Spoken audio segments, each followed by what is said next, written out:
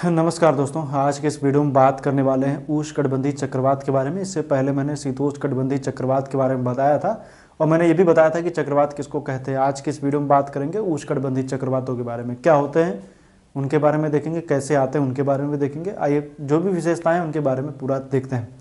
तो चक्रवात होता क्या है? वायु का ऐसा चक्र जिसमें अंदर की तरफ निम्न, बाहर की तरफ उच्च वायु दाब होता है, उसको हम लोग चक्रवात कहते हैं। चक्रवात में हम हवाएं जो होती हैं वो बाहर से अंदर की ओर चलती हैं और उसी को चक्रवात कहते हैं। मुख्य रूप से दो प्रकार होते हैं, एक शीतोष्ण, दूसरा उष्ण।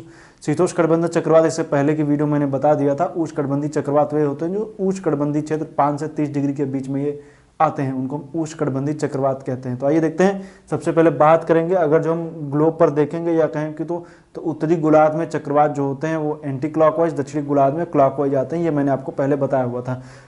क्यों ऐसा होता है? कोरियोलिस बल के कारण, जो कोरियोलिस बल के कारण जो फेरल के नियमानुसार जो पवनें होती हैं वो उत्तरी गोलार्ध में अपने दाएं किनारे में, दक्षिणी गोलार्ध में अपने बाएं किनारे की ओर मुड़ जाती हैं। और जैसे ही वो अपने दाएं किनारे की ओर उत्तरी गोलार्ध में मुड़ती हैं, मान लीजिए कोई निम्न दाब का क्षेत्र होता है, उसके चारों तरफ से घूमने लग जाती है चक्राकार मार्ग में।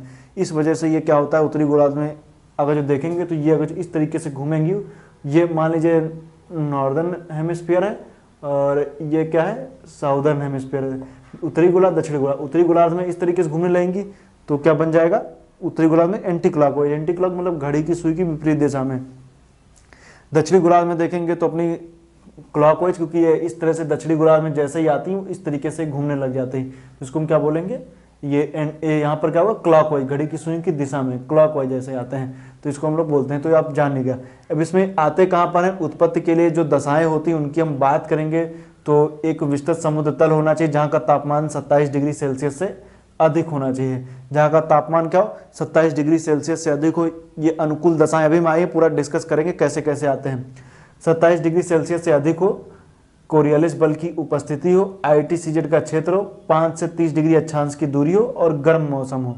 तो ये हो गई बात। अब हम बात करेंगे कि आखिर आते कैसे और किन किन क्षेत्रों में आते हैं। दरअसल बात करेंगे अगर जो भूमध्य रेखा की, तो भूमध्य रेखा के पास में ये चक्रवात जो होते हैं वो नहीं आते हैं। इसके पीछे कारण यही है कि भूमध्य रेखा के पास में कोरियोलिस बल जो होता है वो बिल्कुल नगण्य होता है, ना के बराबर होता है, इस वजह से वहाँ पर नहीं आते हैं। दूसरा कारण ये है कि वहाँ पर जो पवनें होती हैं वो एक दूसरे के अपोजिट डायरेक्शन से कुछ इस तरीके से आती है, इस तरीके से आ रही है, एक इस तरीके से आ रही है। वहाँ पर निम्न दाब के क्षेत्र होने की पवनें ऊपर की ओर उठ जा रही हैं। पवनें जब ऊपर की ओर उठने की वजह से वहाँ पर चक्रवात की दिशा नहीं बन पाती। जैसे मान लीजिए अभी मैंने बताया, ये मान लीजिए विषुवत रेखा है, यहाँ पर एक पवन इस तरीके से आ रही है, एक पवन इस तरीके से आ रही है। तो अगर जो दोनों इस तरीके से आएंगी तो इसकी वजह से क्या होता है, और यहाँ से पवनें ऊपर भी उठ जा रहे हैं, यहाँ से पवनें क्या हो रही है, ऊपर भी उठ जा रही हैं, क्योंकि निम्न दाब का क्षेत्र ना, तो यहाँ से पवनें ऊपर उठ जाती हैं। अब चूंकि यहाँ से पवनें ऊपर उठ जाती हैं, इसलिए यहाँ पर चक्रवात की स्थिति नहीं बन पाती और पवनों की जो डायरेक्शन होती है वो इस तरीके से होती है। मतलब बिल्कुल एक तरीके से कह सकते हैं बिल्कुल आमने सामने ना होकर के थोड़ा सा तिरछी डायरेक्शन में आती है। अब अगर जो मान लीजिए यहाँ पर इस जगह पे कोई पवन हो जो इस तरीके से आ रही है और एक इस तरीके से आ रही, आमने सामने की टक्कर होगी, तो पवनों क्या होगा, आमने सामने की टक्कर होने से क्या होता है, वो फिर वो गोलाकार में घूमने लग जाते हैं। फिर हम बात करेंगे आगे उसकी। तो याद रखिएगा, भूमध्य रेखा के पास में चूंकि यहाँ पर कोरियोलिस बल जो होता है वो भी नहीं होता है, इस वजह से बिल्कुल भूमध्य रेखा के पास में, इसलिए यहाँ पर दूसरा निम्न दाब का क्षेत्र होता है, यहाँ से पवनें ऊपर की ओर उठती हैं। ऊपर की ओर उठने की वजह से इस क्षेत्र में क्या होता है, चक्रवात नहीं बनते। कहाँ पर, डोल्टन 5 डिग्री के आसपास आप देखेंगे तो वहाँ पर आपको नहीं दिखेंगे, उत्तरी दक्षिण दोनों गोलार्धों में। तो ये तो हो गई बात है। भाई ये देखते हैं कि ये चक्रवात आते कैसे हैं। ये तो हो गई बात है जो मैंने बताया जहाँ पे नहीं आते हैं। अब ये आते कैसे हैं उनकी बात करेंगे। तो सबसे पहले बता दूं कि इधर एक मैप बना हुआ है, इस मैप के जरिए हम आपको समझाने की कोशिश करेंगे कि आखिर चक्रवात कैसे आते हैं। तो सबसे पहले आप ये जान लीजिएगा, ये है 0 डिग्री लाइन, ये है कर्क रेखा, ये मकर रेखा, 23.5 डिग्री नॉर्थ, 23.5 डिग्री साउथ, ये हुई विषुवत, कर्क, मकर। तो अब इनमें देखेंगे तो आप जान रहे हैं कि जो मार्च का महीना होता है, मार्च का महीना और सितंबर का महीना, ये दो ऐसे महीने होते हैं जहां पर सूरज विषुवत रेखा पर लंबवत चमकता है। जून के महीने में कर्क रेखा पर और दिसंबर में मकर रेखा पर ही आता है। तो दिसंबर में मकर रेखा पर, कर्क, ये तो अब जाने बेसिक कॉन्सेप्ट पहले भी मैं बता चुका हूँ। और दूसरी बात ये भी कि जहाँ पर सूरज की किरणें लंबवत होती हैं, सीधी डायरेक्शन में आती लंबवत होती हैं, वहां पर निम्न दाब का क्षेत्र बनता है, क्योंकि जहां पर सूरज की किरणें लंबवत होंगी तापमान अधिक होगा। तापमान अधिक होने से क्या होता है कि हवा जो होती है वो गर्म हो जाती है, गर्म होकर के ऊपर उठती है, तो वो क्षेत्र कैसा होता है, निम्न दाब का क्षेत्र बनता है। उस निम्न दाब के क्षेत्र को ITCZ बोलते हैं, इंटर ट्रॉपिकल कन्वर्जेंस जोन। निम्न दाब का क्षेत्र है वो ऐसी जगह पर बनता है जहां पर सूरज की किरणें लंबवत होती हैं। तो ITCZ का जो क्षेत्र होगा वो मार्च में 0 डिग्री पर, जून में कर्क रेखा पर, सितंबर में 0 डिग्री पर, दिसंबर में मकर रेखा पर, उसके बाद फिर मार्च में, इस तरीके से ऊपर नीचे होता रहता है। इसी से दिन रात की अवधि में जो अंतर होता है वो भी इसी वजह से ही होता है। तो ये बात आप याद रखिएगा। तो 0 डिग्री लाइन पर जैसे मान लीजिए सूरज यहाँ पर लंबवत है, उसके बाद जून का महीना जब आएगा तो सूरज कर्क रेखा पर लंबवत हो जाएगा। और आप जान रहे हैं कि जहां पर ITCZ का क्षेत्र बनता है वहां पर निम्न दाब का क्षेत्र जो बनता है वहां पर व्यापारिक पौने आकर के मिलती हैं उत्तरी और दक्षिणी गोलार्ध में। और जब बात करेंगे विषुवत रेखा की, तो विषुवत रेखा पर आप बात करें मार्च के महीने में तो इस तरीके से पौन आएंगी, इस तरीके से आएंगी। और अगर जो बात करेंगे जून में तो एक इस तरीके से आएगी, एक इस तरीके से आएगी, इस तरीके से और इस तरीके से। क्यों ऐसा हो रहा है? क्योंकि आप जान रहे हैं कि ये जहां पर व्यापारिक पौने, जहां पर ITCZ का क्षेत्र बनेगा वहां पर व्यापारिक, क्योंकि निम्न दाब का क्षेत्र है, निम्न दाब के क्षेत्र की वजह से हवा क्या हुई, ऊपर उठ गई। उस हवा का स्थान लेने के लिए आसपास से उच्च दाब से हवाएं तो आएंगी, यहां से व्यापारिक पौने क्या होती हैं, विषुवत रेखा की ओर यहां पर आने लगती हैं। और ये मार्च के महीने की बात हम बता रहे हैं, मार्च के महीने, मार्च और सितंबर दोनों में ऐसे ही होगा। तो मार्च के महीने पे यहाँ पर क्या होता है, व्यापारिक पौने यहाँ पर आकर के मिलती है। लेकिन चूंकि ये विषुवत रेखा पे उत्तरी गोलार्ध से आ रही, दक्षिणी गोलार्ध से आ रही, लेकिन ये जैसे ही मार्च के बाद अप्रैल आएगा, सितंबर, अप्रैल के बाद मई आएगा, जून आएगा, जो ITCZ का क्षेत्र है ये यहाँ पर खिसक करके यहाँ पर आ जाएगा। क्या होगा, इस जगह पर आ जाएगा। तो इस जगह पर आने, जून के महीने में, तो यहाँ पर आने की वजह से कंडीशन ऐसी बन जाती है कि जो व्यापारिक पौने पहले यहाँ मिल रही थी वो यहाँ से आकर के यहाँ पर आकर के मिलेंगी। और जैसे ही अपना गोलार्ध चेंज करेंगी, उत्तरी गोलार्ध में अपने दाएं किनारे पर मुड़ जाएंगी, कैरियोलिस बल के कारण फेरेल के नियमानुसार। तो इस तरह के यहाँ पे मिल जाएंगी। अब सीधी बात है, अब ये आप जान रहे हैं कि इस क्षेत्र में देखिए सहारा मरुस्थल है, थार मरुस्थल है, अरेबिया में बहुत सारे मरुस्थल हैं। ये सब मरुस्थलीय क्षेत्र इस क्षेत्र में आपको देखने को मिलेंगे यहाँ पर। और इन मरुस्थलों में आपको मैं बता दूं कि इन मरुस्थलों में टेम्परेचर इतना ज़्यादा हो जाता है, टेम्परेचर चाहे सहारा का मरुस्थल ले लीजिए, चाहे वो आप अरेबिया के मरुस्थलों में ले लीजिए, चाहे आप बात करें तो थार का मरुस्थल वगैरह ले लीजिए, यहाँ पर टेम्परेचर इतना ज़्यादा हो जाता है।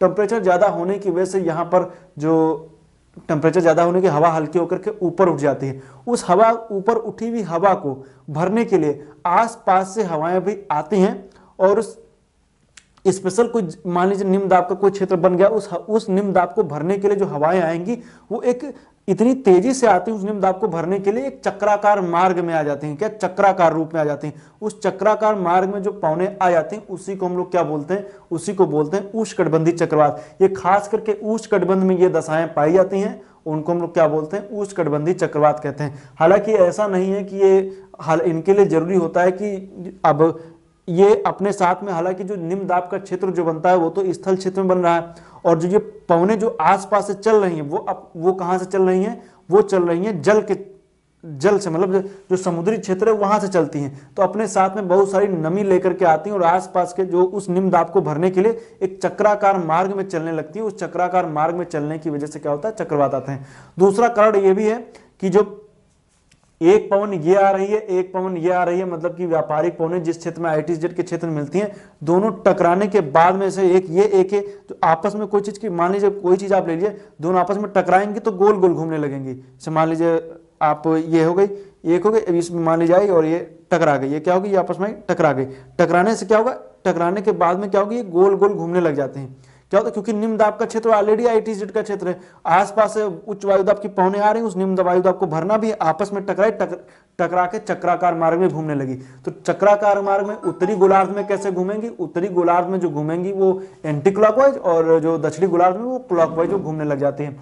तो अब इसमें चक्रवात की जो कैसे आई, चक्रवात कैसा है वो तो आपको पता चल गया। कैसे आया मैं फिर एक बार बता देता हूं कि जून के, हम बात करेंगे उत्तरी गोलार्ध की, जून के महीने में ITCZ का क्षेत्र कर्क रेखा के पास में जब रहता है, तो कर्क रेखा के पास में जब ये रहता है ITCZ का क्षेत्र, हालांकि ऐसा नहीं कर्क रेखा पे, कर्क रेखा से ऊपर भी थोड़ा सा चला जाता है, क्योंकि थार मरुस्थल, ये सब मरुस्थल काफी गर्म हो जाते हैं, तो जो 23.5 डिग्री से बढ़कर के 30 तक भी चला जाता है। तो उस क्षेत्र में क्या होता है, व्यापारिक पौने आती हैं और आपस में टकराने की वजह से क्या होता है, चक्रवात की उत्पत्ति होती है। इनमें ऐसा नहीं कि सिर्फ इसी वजह से होता है, दूसरा कारण यह भी है कि कर्क रेखा के पास में या कहें ITCZ के पास में किसी क्षेत्र में निम्न वायुदाब का क्षेत्र बनने की वजह से, निम्न वायुदाब का क्षेत्र बनने की वजह से उसके आसपास के उच्च वायुदाब की पौने उनका उस निम्न वायुदाब को भरने के लिए आती हैं और एक चक्राकार मार्ग में चलने लगती हैं, जिससे उष्णकटिबंधीय चक्रवात की उत्पत्ति होती है। तो ये तो हो गई बात है जो मैंने बताई आपको। तो अब इससे समझ में आ गया होगा कि इनकी उत्पत्ति कैसे होती है। अब यहां पर आएंगे तो ये हो जाएगा। अब याद रखिएगा कि जैसे ये बात अगर हम जून के महीने की कर रहे हैं तो यहां पर आ जाएगा, जून जुलाई भी आप ले लीजिए, यहां पर आएगा। उसके बाद में जब ये जुलाई पर यहां पर आ जाएगा तो ये वाला क्षेत्र जो होगा यहां पर, इस यहां से पौने इस तरफ डायरेक्शन में चलने लगेंगी। अब दूसरा कारण ये भी है कि इनके स्थानीय नाम भी बहुत सारे जो बताए गए हैं। स्थानीय नाम जैसे हरिकेन कैरेबियन के क्षेत्र में, इस क्षेत्र में जब आएगा तो उसको हरिकेन बोलेंगे। टाइफून जब चाइना के पास में आएगा, इस जगह पर आएगा तो टाइफून बोल देंगे। विली विली ऑस्ट्रेलिया में बोल देंगे, ऑस्ट्रेलिया में विली विली बोल देंगे। टाइफू जापान में आएगा, जब यहाँ पर द्वीपों पर आएगा तो उसको टाइफू बोल देंगे। बैजियो यहाँ पर फिलीपींस द्वीप समूह है, यहाँ पर देखेंगे तो आपको फिलीपींस द्वीप समूह दिखेगा, तो वहां पर क्या बोला जाएगा, उसको बोलेंगे बैजियो। और टार्नेडो यूएसए मैक्सिको के क्षेत्र को ही प्रभावित करता है, इसको टार्नेडो बोलते हैं। तो ये हो गए स्थानीय नाम जिनके आपसे प्रश्न परीक्षा में आ सकते हैं। भारत में चक्रवात वगैरह ये सब बवंडर बोल देते हैं, ये चक्रवात वगैरह ये सब आते हैं। अब इनकी डायरेक्शन कैसी होती है, अगर इनकी डायरेक्शन की बात करेंगे, अगर जो जलराशि से आते हैं तो इनकी डायरेक्शन जो होगी वो किस तरफ होगी। इनकी डायरेक्शन अगर देखेंगे तो ये हमेशा पश्चिम, मतलब पूरब से पश्चिम की ओर, या कहें तो उत्तर पश्चिम की ओर इनकी डायरेक्शन होती है, क्योंकि ये निम्न दाब का क्षेत्र हमेशा इसी क्षेत्र में बनेगा। अभी से चूंकि इनकी डायरेक्शन जो अपने अक्ष पर ऐसे ऐसे घूमते घूमते ऐसे ऐसे चलते हैं, इसी डायरेक्शन में चलते हैं। अब चूंकि ये वाला क्षेत्र ले लीजिए, भारत में तो थार का मरुस्थल निम्न दाब का क्षेत्र है, इधर अरेबिया का मरुस्थल निम्न दाब का क्षेत्र है, सहारा का मरुस्थल। तो यहाँ से चल करके आप देखेंगे तो इसी डायरेक्शन में ये इस तरीके से चलते हैं, इस डायरेक्शन में। तो इसको याद रखेगा। वैसे कहें तो पूरब से पश्चिम की ओर चलते हैं, और ज्यादा आपको डीप में जाना है तो उत्तर पश्चिम की ओर चलते हैं इनकी दिशा। उत्तरी गोलार्ध की बात करो, दक्षिणी गोलार्ध में चीजें उल्टी हो जाएंगी, इस तरीके से चलने लगेंगे। उत्तरी गोलार्ध, दक्षिणी गोलार्ध में कितना पश्चिम से पूर्व की ओर। तो ये आप अपने स्तर पे समझ लीजिएगा। चक्रवात में देखेंगे तो मध्य का जो क्षेत्र होता है उसको हम लोग चक्रवात की आंख बोलते हैं। उससे जैसे ही बाहर की ओर जाता है तो मिलीबार में, जैसे आप जाने, जो दाब होता है वो बढ़ता रहता है बाहर की तरफ, उच्च दाब जाने रहे। तो ये जैसे मान लीजिए आंख है, यहाँ पर 986 मिलीबार है, 992, 995, फिर 1000 मिलीबार। तो ये क्या होता है, इसके आसपास के क्षेत्रों में बात करेंगे तो अंदर की ओर निम्न वायुदाब, बाहर की ओर उच्च वायुदाब होता है, और हवाएं बाहर से अंदर की ओर चलती हैं और इसी निम्न दाब को भरने के लिए जैसे ही आती हैं, क्योंकि यहाँ की हवा तो ऊपर उठ गई है, उस हवा को भरने के लिए ही ये उसके चारों ओर चक्कर लगाते हैं। याद रखिएगा चक्रवात जो होते हैं वो अपने अक्ष पर भी घूमते हैं, और उसकी हवा तो आपस में घूम ही रही है, लेकिन वो अपने अक्ष पर पूरा का पूरा चक्रवात भी ये घूमता है। तो इसको आप याद रखिएगा। तो उम्मीद करता हूँ वीडियो आपको अच्छा लगा होगा। उत्पत्ति के लिए दशाएं मैंने बताई हैं, याद रखिएगा। विस्तृत समुत्तल होना चाहिए जहां तापमान 27 डिग्री सेल्सियस से अधिक हो, कोरियालिस बल की उपस्थिति हो, ITCZ का क्षेत्र हो, 5 से 30 डिग्री अक्षांश की दूरी हो, गर्म मौसम होना चाहिए।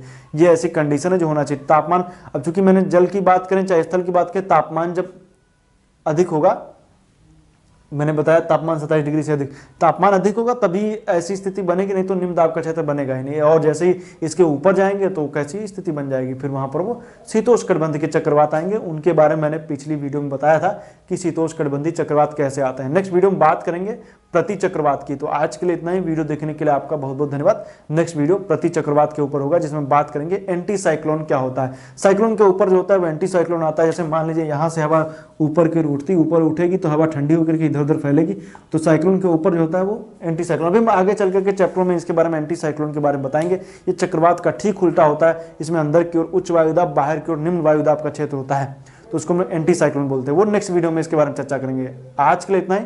वीडियो देखने के लिए आपका बहुत बहुत धन्यवाद।